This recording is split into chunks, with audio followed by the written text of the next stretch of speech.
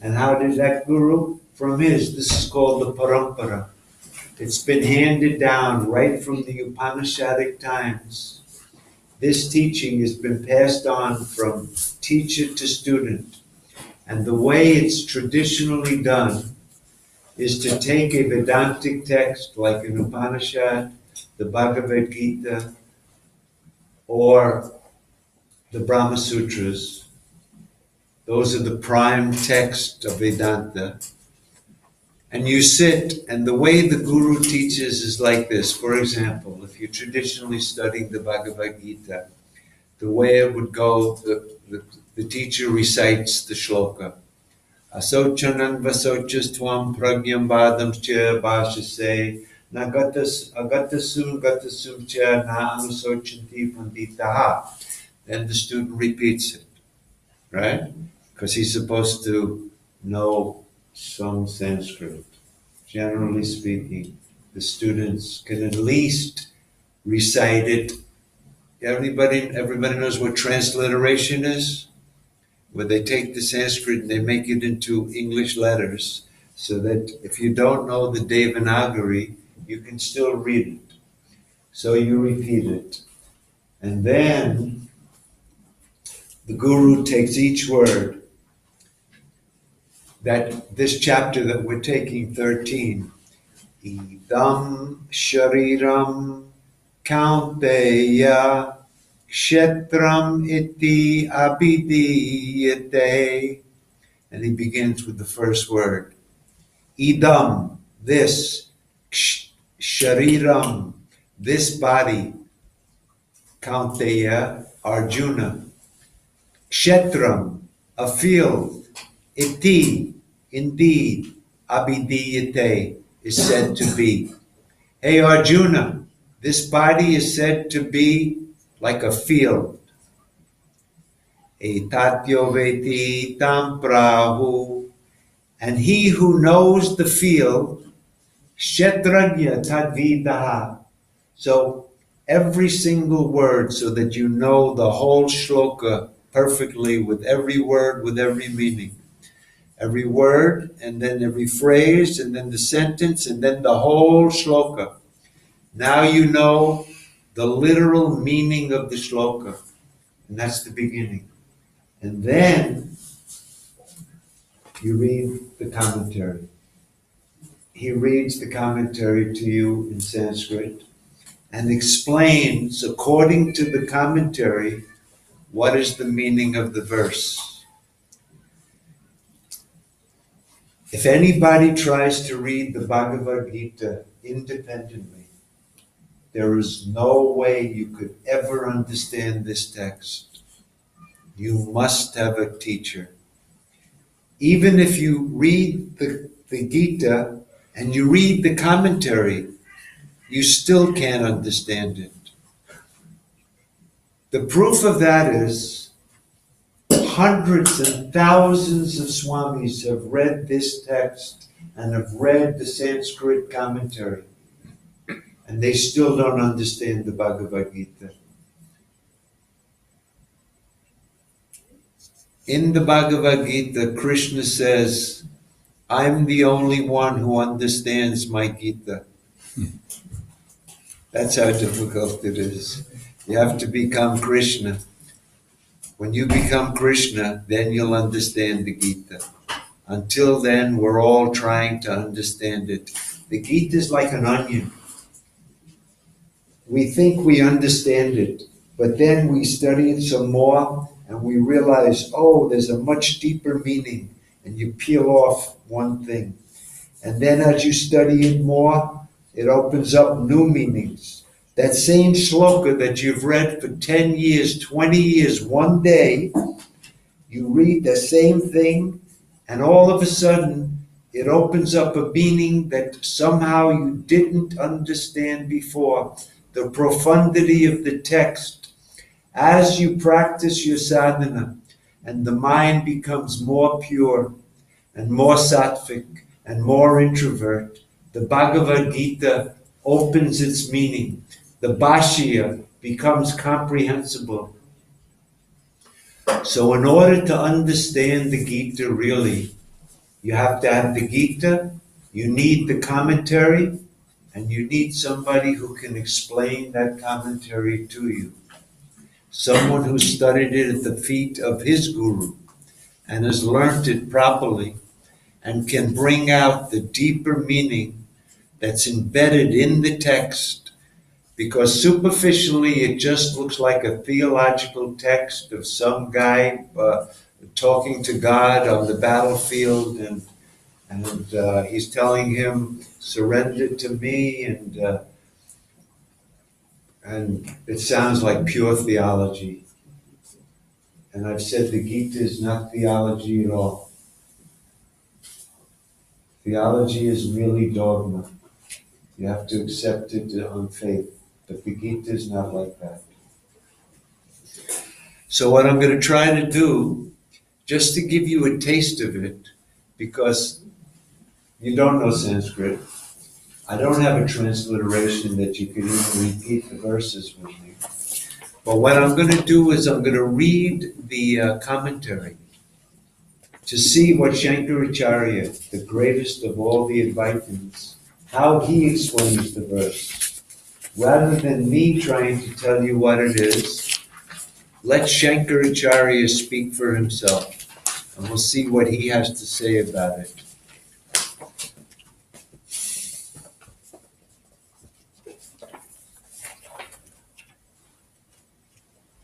Even reading the Bhashya, you still won't understand what even Shankaracharya is talking about. Has anybody tried to read what I handed out here? You know the handout? Oh, Did you read it yet? yeah. You tried. It's hardly understandable, yeah? Right from the very beginning. Try it right from the beginning. You have no idea what he's talking about, I guarantee you. And he's the greatest Indian philosopher. Is it a bad translation? It's not bad, even though it's not a great translation. Nevertheless, that's not the reason. So, we'll do that tomorrow. That'll be on the program. I'm going to give you a taste of what it is to really study Vedanta in the proper way, if you really want to know. And why is it that we should study Shankaracharya's commentary on the Gita? There are so many commentaries. Every year a new Gita is coming out. Go to the bookstore, there's 200 Gitas there. Go to the library, there's 1,000 Gitas. And next year there'll be 10 more. Every year, new Gitas. How to do business with the Gita. How to make success and friends with the Bhagavad Gita. How to, whatever. They come up with a new thing each year.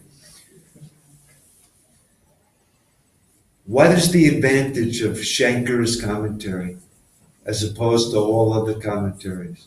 First of all, there's no more ancient commentary on the Gita than Shankaracharya's. There's nothing that comes before it. It's the oldest commentary on the Gita that we have.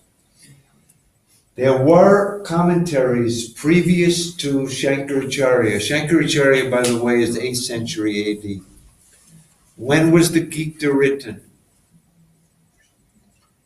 Most people say it was written at the time of Christ. But there are other scholars, if you Google it, will tell you that it could have been written 2000 BC, at the time of the Vedas. The Mahabharata, the core Mahabharata is very ancient.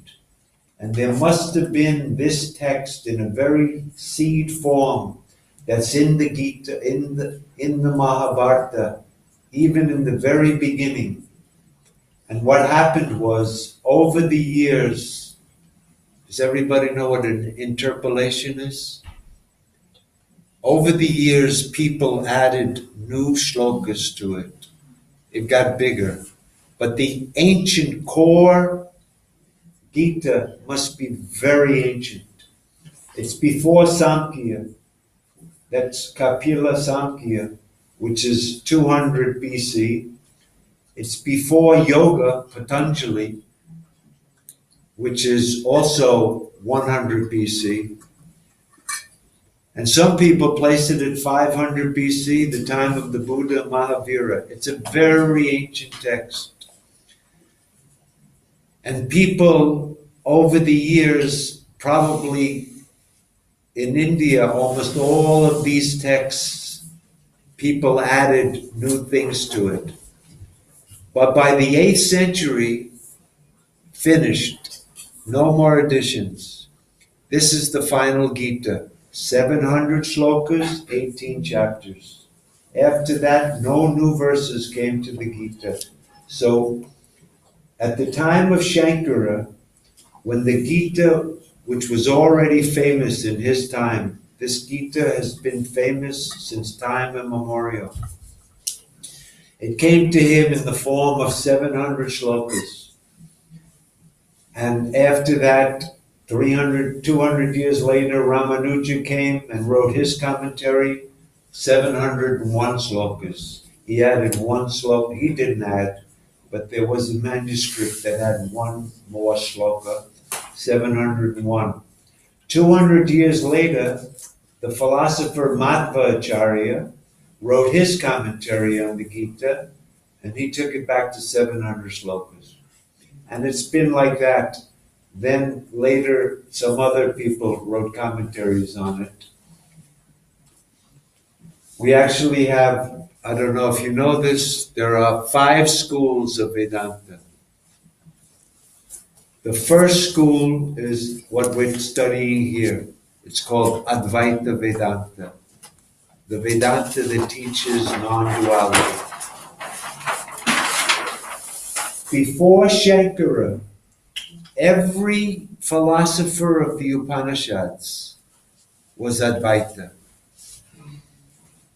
Shankara says in this Gita, all people who study the Upanishads believe in the oneness of the self. Every person who's a Vedantin is a non-dual Vedantin. Nowhere in the writings of Shankaracharya does he examine any type of dualistic Vedanta, any type of qualified non-dualism. He doesn't know about them. You know why? Because they didn't exist. From the time of the Upanishads to the 8th century, every single person who took Vedanta as their philosophy was a non-dualist. They only believed in non-duality, right up to Shankara's time. There were many schools of non-dualism, but they were all non-dual. Let me give you an example. Everybody said there's just that one reality and no second reality. Remember I said that one orange and there's no other orange other than it, and there's no orange different, nothing different from it, and within that orange there's no multiplicity, no duality. That idea of one reality without a second, that's the idea that every Vedantin accepted as the highest truth. But they had different ways of approaching it. There was one school of Advaitins that said, by doing karma, by doing actions, you could attain moksha. If you do your actions in the right way, you could attain liberation. And Shankara criticized that idea. They were Advaitins, but he said, sorry, no karma will ever bring about liberation. Even though they were Advaita Vedantins, they had a wrong idea about the way to get liberation. There was another school which was even more important, and that school taught if you want to get liberation, you have to do karma and meditation. That was called Karma Jnana Samuccayavada. That if you do all of your karmas properly, all of your duty, and you meditate on God, and you do both of them properly, you can attain non-duality. Shankara said, no meditation, no amount of karma, no mixing it up can ever do that. They were Advaitins, but they were saying the wrong thing. There was another school at the time of Shankara and before Shankara that taught like this. Listen to this one, because you may have heard of this one. That when you study Vedanta, you can get the direct knowledge of the self just by listening. At the very moment of listening, you can understand, I am that, directly. But because of our old habits, the old vasanas, that knowledge gets covered over. It's not firm. Even though you have direct knowledge, that's not enough, because we've been ignorant for so long that those old habits, they come back and they cancel the knowledge that I have. It's kind of like this. This is what they taught. You tell me if you've heard this, by the way. After you get the knowledge, it's kind of like you put a stick in the sand. Now you got it. You really got it. The stick is in the sand. But the problem is, if a big wind comes, it's just in the sand. If a big wind comes, it blows it over. So what's necessary is not just the direct knowledge, but you have to make that knowledge very firm, very strong. And that comes by repeating the knowledge. By the repetition of that knowledge, you make that knowledge deep into the sand. And when that, through repetition of knowledge, when that knowledge becomes so firm that the wind can't blow it over, then you'll have attained moksha. So even after knowledge, you have to practice something. Shankara criticized that school mercilessly.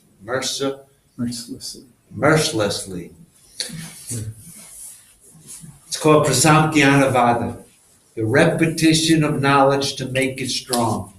This is the teaching of Swami Dayananda, by the way. And this is the teaching of all of the students of Swami Dayananda that also think they got the knowledge, but they still have vasanas and they have to get rid of their vasanas because somehow it's messing with their knowledge. Swami Dayananda used to tell this teaching. There was once a lady who lived in the train station in Calcutta. She was born in the train station in Calcutta. Has anybody been to Calcutta?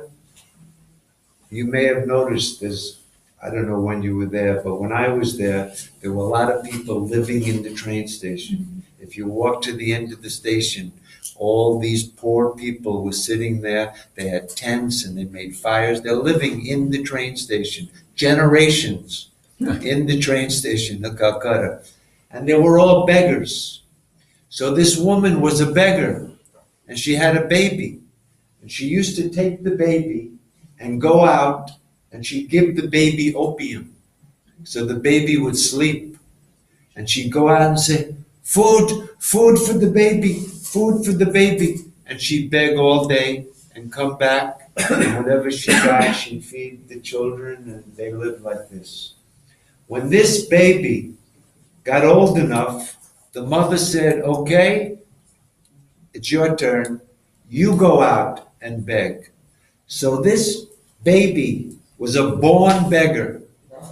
And as soon as he was old enough, he went out begging. Food, please. Hungry, please give me food. He did this his whole life. He was now an adult. and he's still begging. And he's in the train station looking for somebody to beg, and he looks down and he sees a lottery ticket. He bends down, he picks up the lottery ticket, he scratches it off. Ho! He wins $10 million. The born beggar has now $10 million. He goes, cashes it in, he gets the $10 million. He buys a beautiful house, he has servants, he has cooks, he has butlers, he buys beautiful clothes, he invites his mother into the house. He buys a limousine.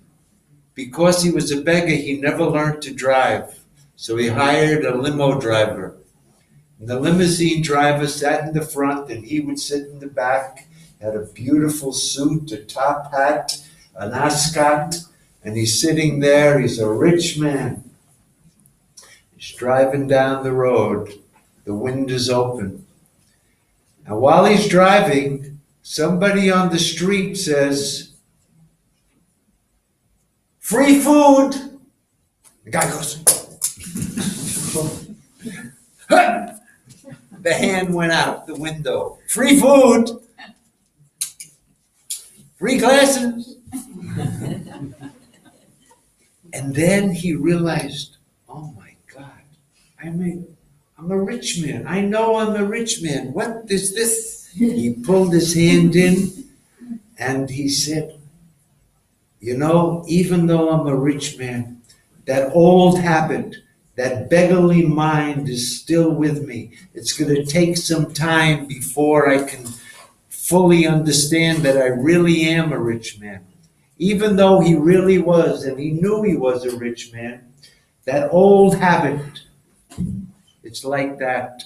You get that knowledge, but you can't own it because of that beggarly mind. So that what we have to do is keep repeating the knowledge until it becomes so strong that those old tendencies, the old vasanas, will not overpower the knowledge that you already have. Has anyone heard that story? Yeah? It's all wrong. The whole thing is wrong. Shankaracharya says, the moment you get the knowledge of the self, there's nobody left to practice anything. There's no more vasanas. There's no more anybody left to do anything. Brahmavid, Brahma Bhavati. The moment you know this truth, you will be that truth. There'll be nothing less to practice, nobody to practice, no purpose to practice, no vasanas to overcome. All karmas are burnt completely to ashes, finished. There's no doer, there's nothing to be done, and there's no reason to do anything. There's no old habits after jnana. Samakalameva, at the very moment that we get this knowledge of the self, all duality, all samsara comes to an end. That's the teaching of Advaita. Not that after you get the knowledge, you have to make it strong. You know why this is such a phony teaching? Because once you believe that, then you think like this. Oh, the guru, he's got the knowledge that I have. I know what he knows now. I was sitting here and I listened and I understood and I got the knowledge that he has. I know what the guru knows. I am Brahman. So what's the difference between the guru and me? The difference is that guru is established in that knowledge. Me, I still have so many desires. I still have so many vasanas, sugar vasanas. All sorts of problems can arise from me.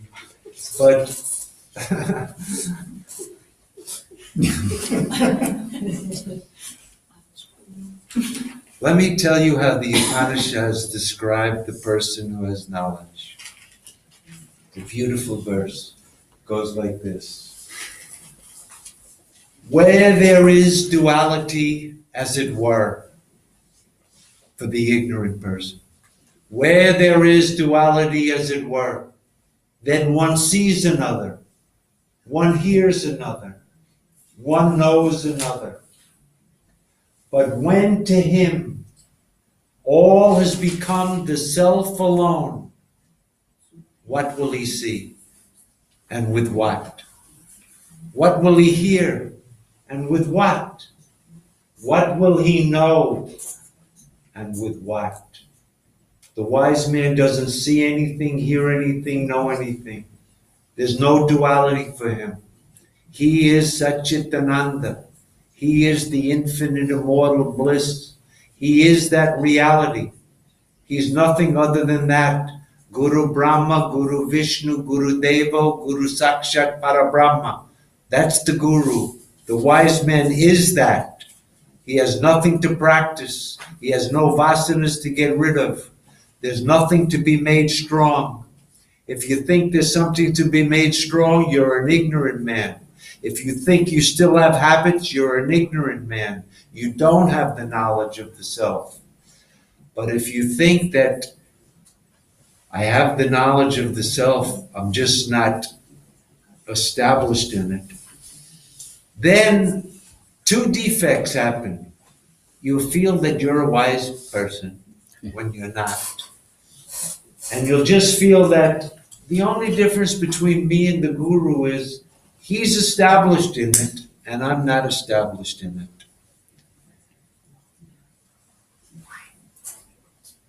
The idea that somebody is established in the self is already ignorance. Nobody ever got established in the self. Nobody abides in the self. Nobody remains as the self. Nobody is resting in the self. Why is that? Because there's only the self. That's all that there ever was. That's all that there is now. Nobody could abide in it. Then there'd be two things, the self and the guy who's abiding in it. And that guy who's abiding in it got vasanas. And so he's got to do something to get rid of the vasana. This is the wrong. But they were Advaitins. They said the ultimate truth is there's only Brahman. Shankara criticized that teaching thoroughly. How about another teaching of Advaitins? You may have heard this one. When you get the knowledge of the self, what will happen? Does the wise man see the world? When you get wisdom, when you know I am that, that's called the wise man. Will you continue to see the world? Does the wise man see the world? Every Vedantin says yes. The wise man sees the world just like the ignorant person. Then what's the difference? The wise person knows that this world is just Maya. He knows that it's just like a dream. He knows that it has no reality.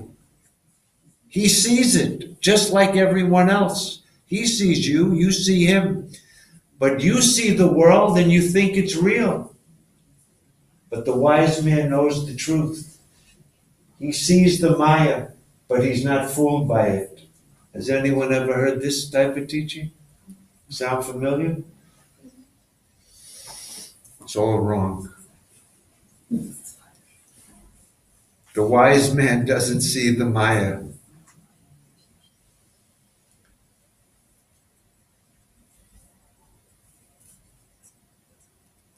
When it's said that the wise man sees the duality, but he knows the truth of it, he's convinced that it's not real, it doesn't help him. Being convinced that this duality is not real, that it's like a dream, doesn't help you. Because in a dream, you can have a nightmare. They're not always good dreams. Oh! Even in a dream, it's only in deep sleep that we get freed from the duality. When you don't see anything, hear anything, know anything. The person who sees the world is ignorant. It doesn't matter what he thinks about it. If he thinks the world is just Maya, he's ignorant. If he thinks it's real, he's ignorant. If you think you're the body, you're ignorant. If you think you're not the body, you're ignorant. Thinking is the problem. Having a belief is the problem. Because in order to believe something, you need a mind. The wise man has no mind. The mind is an object that appears and disappears to him. He has no mind. He's pure consciousness. He doesn't see anything. Let me tell you one more beautiful verse in the Upanishads.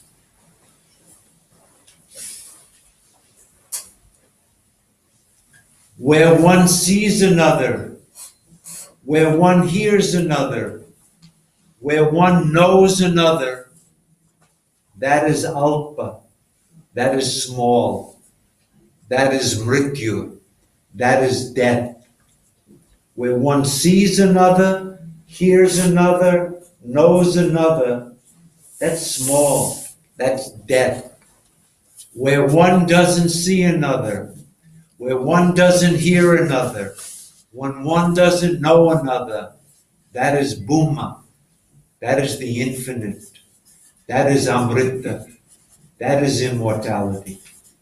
As long as you see the world, hear the world, know the world, you will die. And the wise man doesn't see the world, know the world, hear the world. He is immortal. That is immortality. When you're not even aware of the world, because we're only aware of the world because of our ignorance. And when the ignorance goes, the effect of it, Maya, the appearance, goes with it. Just like a rope and a snake. The snake is the Maya. I see it and I go, oh, snake. Then my friend says, hey, that's a misconception. There's no snake there.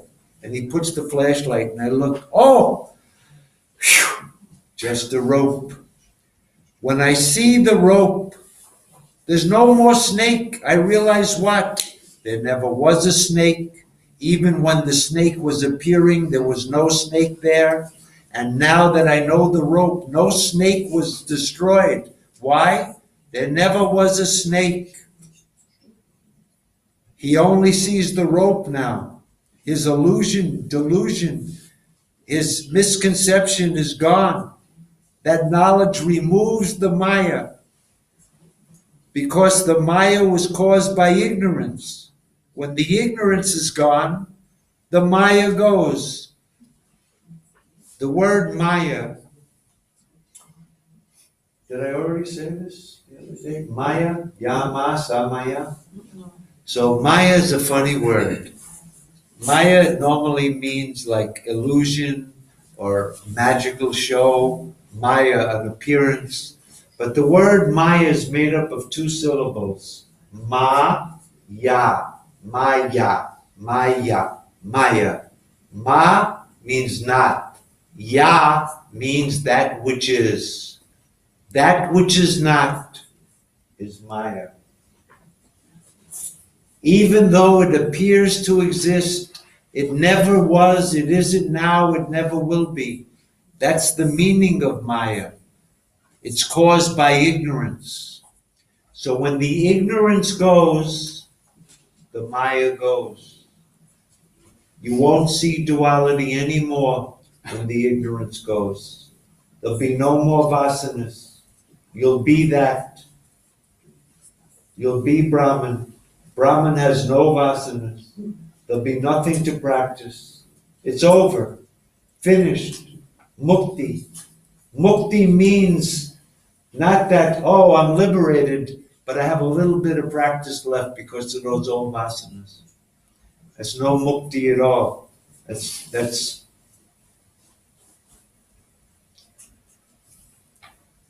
it's really arrogance. You think you're a wise man even though you see the world. Oh, I'm a wise man. Why? Because I know it's just Maya. You know it's Maya? How do you know it? If you know anything, it's because you have a mind, sir. And if you have a mind, you're still ignorant. Having a mind is ignorance. The mind is object. I'm the subject. I never had a mind. It's because I've identified with the mind that the duality is appearing. When there's no mind, there's no duality. Look at deep sleep. There's no mind, no duality. As soon as the mind appears, the duality appears. And I'm identified with that mind.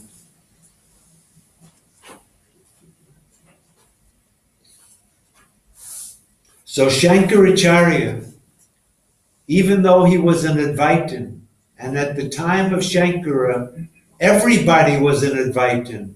There was no qualified Advaitins or dualist Vedantins, or there's two other schools. There was a guy by the name. So let me mention the 5 schools.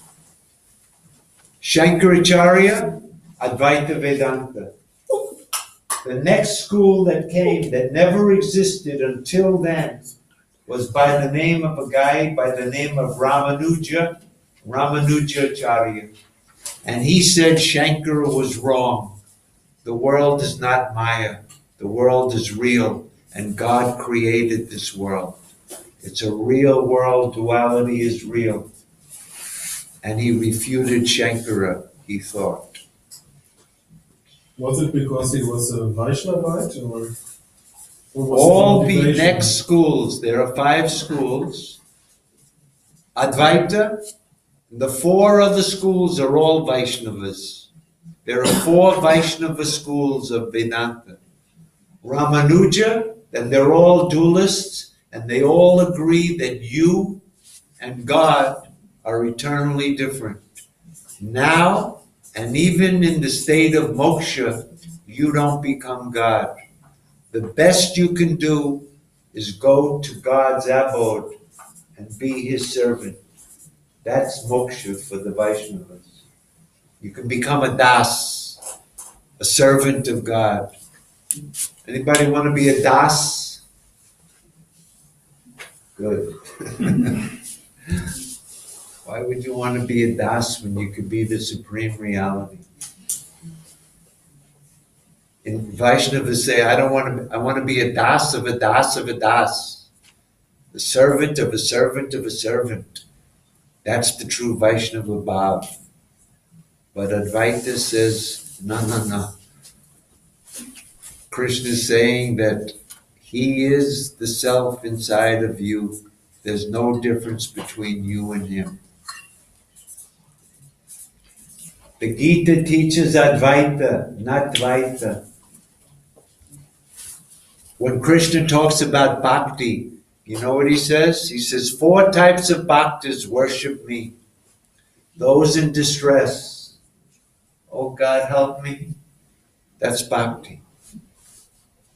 Because a lot of people don't do that. When a problem comes, they don't think of God. You know what they think of? Either a doctor or a lawyer. First thing. But a bhakta says, oh God, help me. Help me find a doctor. Help me find a lawyer. That's the thing. So that's a type of bhakti. It's real bhakti, but it's kind of a beginner's bhakti, baby bhakti. The next stage, suppose you say, oh God, help me. And for some reason, the problem goes away. You say, oh, thank you, God. Thank you, God. Oh, great. Then you begin to say, who is this God that I'm at? What is he? Where is he? What's his nature? That inquiry is called Jignasa Bhakti, the desire to know who God is. It's a very much higher than the one in distress. Who is this God? That's the next stage of bhakti in the Bhagavad Gita. The desire to know God has arisen. And how do you know God? You go to a teacher.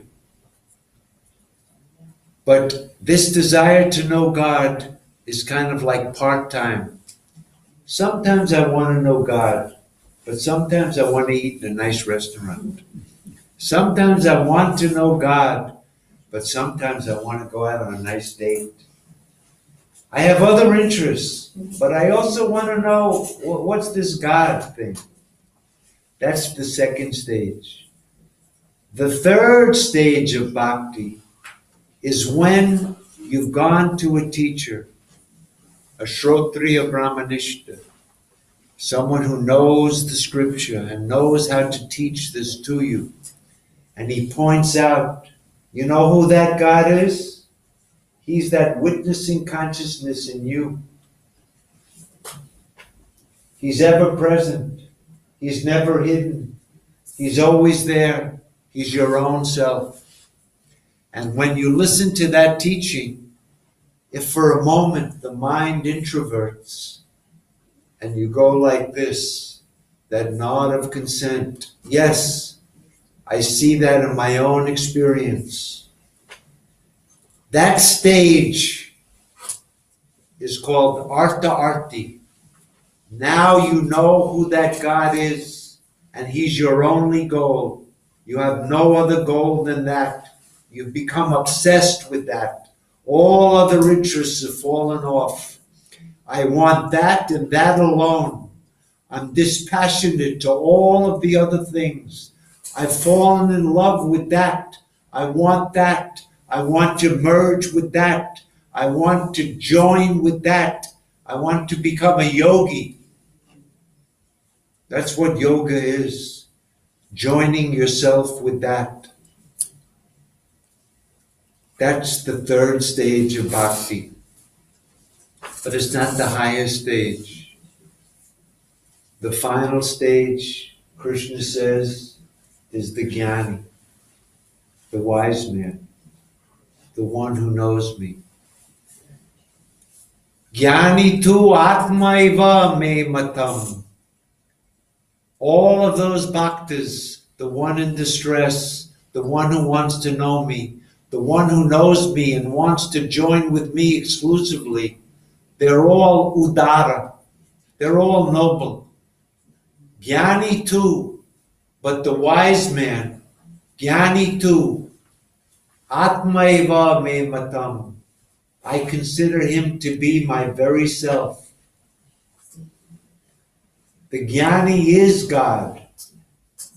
There's no more distinction between the bhakta and the object of his devotion. That's called Parabhakta. The supreme bhakta is the Jnani because he's become one with God. This is the Gita. You can read it. Read the commentary. There's no higher bhakti than Jnana. And Jnana removes all distinctions between you and God. I am God. I am Brahman. Aham Brahmasmi. That's the highest devotion. From the point of view of bhakti, that's Parabhakti. When there's no more bhakta and no more object of bhakti. That's called Parabhakta.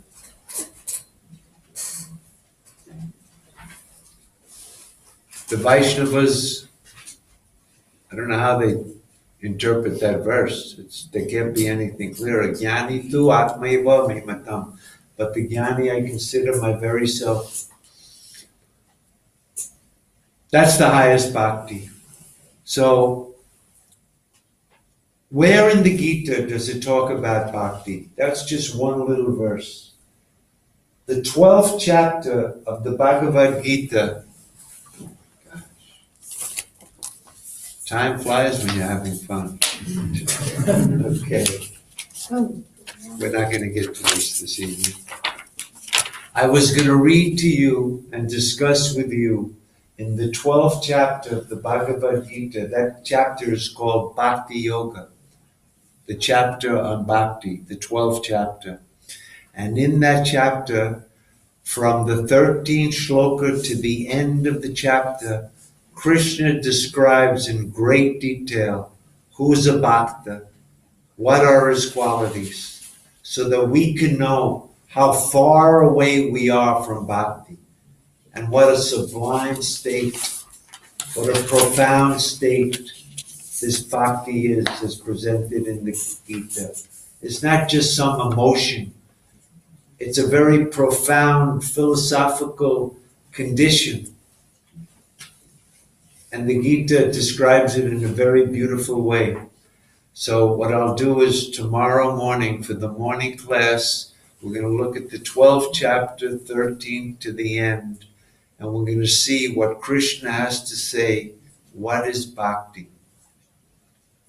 We'll end it with that tonight. Let's do the Purnamada. The names of the schools? 3 schools? I didn't get there, huh? 5 schools. So the first school is called Advaita, and the teacher is Shankaracharya. The second school is called Qualified Non-Dualism, Vishishta Advaita. Qualified, what is that? Qualified non-dualism means Brahman is like a big pie, like a big orange. Remember I was talking about an orange? Well, Ramanuja says Brahman is like a big orange, and there's nothing outside of it that's the same as it. And there's nothing outside of it that's different from it. But in that orange is the duality. The duality exists in Brahman. Brahman is qualified by the duality in it. There's only one absolute reality. It's like a cake. And if you cut it up into parts, all the parts together make the whole. But the whole is greater than any part. Every jiva is a part that exists in Brahman, but he's not Brahman. He's just a part. And when we realize our true nature, that I'm just a little part of Brahman, God, then I realize my true condition. I'm dependent on God. I'm his das. I have to serve him. And when I surrender to him, he will save me and pull me out of this ocean of samsara. That's Ramanuja. And that's called Vishishta Advaita. 200 years later, a Swamiji by the name of Madhva Acharya came, and he taught Dvaita Vedanta. Not Advaita, Dvaita Vedanta. Not Vishishta Advaita, but Dvaita. What does that mean? God is the orange. Outside of God is the world, and they're eternally different. And there's a third thing called jivas, and they're different. God is different from the world, and God is different from the jiva. The jiva is different from the world, and the jiva is different from God. And the world is different from God, and the world is different from jiva. Duality is the highest truth. Madhvacharya. He took the same Gita. He has a commentary on it. You can buy it. It's on Amazon. After that, in the 13th, 14th century, a guy came by the name of Nimbarka. And Nimbarka said, Shankara was wrong, Ramanuja was wrong, Madhva was wrong. The real teaching of the Upanishads is, it's called Bheda Abheda. You are different from God, but you're also not different from God. Bheda Abheda. How's that possible? He explains it. So that's Nimbarka, and that's a new philosophy that came in the 14th century. And the final Vedantam, the final interpretation of the Upanishads, came in the 15th century, a person by the name of Vallabhacharya. Anybody hear of Vallabhacharya? He started a school called Shuddha Advaita. Shuddha means pure, Advaita, non-dualism. Shankara was Advaita. He's got Shuddha Advaita. Why? Because he thought that Shankara's Advaita wasn't pure. Why? He said, Shankara, you're a dualist. Why are you a dualist? Because you want to negate the world. You're negating the world. That means you have something to negate. You're a dualist. But Shuddha Advaita means there's nothing to negate. This world is Krishna. Krishna created the world and entered into it. It's his creation and he's not apart from it. Krishna is real and the world is real. And they're non-dual. That's called Shuddha Advaita. The world is real, Krishna, Paramatma is real, and they're non-dual, but they're both real. It's a funny type of logic. If you negate duality, you're a dualist. If you accept duality, you're a non-dualist. Go figure. That was Vallabhacharya. Chaitanya. He's not a Vedantin in the sense that he never wrote any commentaries. To be a Vedantin, you have to write a commentary on the Upanishads, the Gita, and the Brahma Sutras. And all 5 of these acharyas basically wrote commentaries on all. You can find Vallabhacharya's commentary on the Brahma Sutras.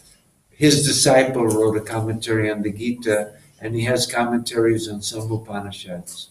Ramanuja wrote a commentary on all of the Upanishads, the Gita, and the Brahma Sutras, and Madhva also. Nimbarka has a commentary, his disciple has a commentary on the Gita. He wrote, so in order to be a Vedanta Acharya, Shankara Acharya, Ramanuja Acharya, Madhva Acharya, Nimbarka Acharya, Vallabhacharya, you have to write a commentary on these 3 texts.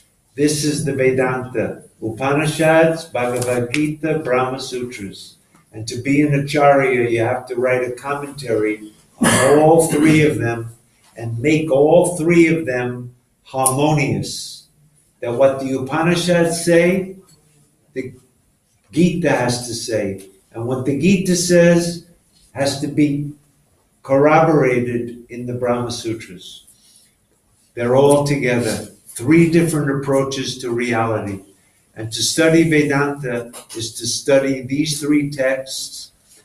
And the reason why Shankaras should be studied first is because all the other Vaishnava Acharyas had read Shankara's commentary and then refuted it. If they didn't read it, they couldn't have refuted it. Ramanuja starts his commentary, the whole introduction to his Brahma Sutras is 30 pages of criticizing Shankara. So he must have read it. So even the Vaishnavas have studied Shankara. So that's why you should begin at least with Shankaracharya. He's the oldest, the greatest of the Advaitins, all modern day Advaitins, everyone, Shivananda, Dayananda, Omkarananda, Vivekananda, every Ananda says Shankaracharya, Shankar. They've never read Shankaracharya, none of these guys, they're all full of it. Vivekananda never read Shankaracharya, but he says, we follow Shankaracharya. Vivekananda came up with this idea, another type of Advaita Vedanta. Truth is one, but the paths are many. If you're a very active person, you can do karma yoga and get to the truth. If you're a devotional person, you can practice bhakti yoga and get to the truth. If you're a very meditative person, you can do Raja Yoga and get to the truth. And if you're an intellectual, you can do Jnana Yoga and get to the truth. The paths are many, and they all lead to the same truth. Depending on the person, he can pick whatever suits him, and that path will take him. Does that sound like Shankaracharya? It sounds pretty good. Sounds pretty good. Yeah, great. It sounds good, but Concerns that very good. if ignorance is the only problem, there's only one solution: knowledge.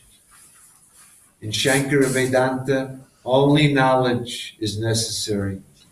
As soon as you know the self, no karma, no amount of action can ever free you, because doing karma means that you have a body. It's in ignorance. It can't remove ignorance. When you meditate, no matter how much you meditate, you'll never remove your ignorance by meditation. Not independent meditation. And bhakti leads to jnana.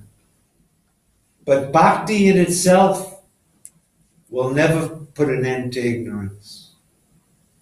The ignorance is I am this, and the knowledge is I am that. When I know I am that, it puts an end to the misconception I am this. Finished. Shankara Vedanta. There are not many paths. There's only one path. Na anya panta vijitayanaya.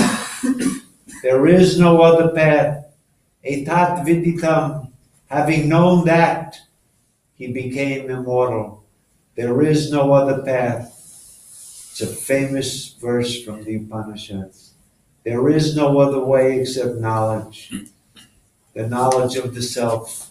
And the only way you can get it is sitting at the feet of a real teacher who can teach you this truth so that you can realize it in your own experience. We're going to end it at that. The Purnamada. Om Purnamada Purnamidam Purnat Purnamudachyate Purnasya Purnamadaya Purnameva Vashishyate. Om Shanti Shanti Shanti.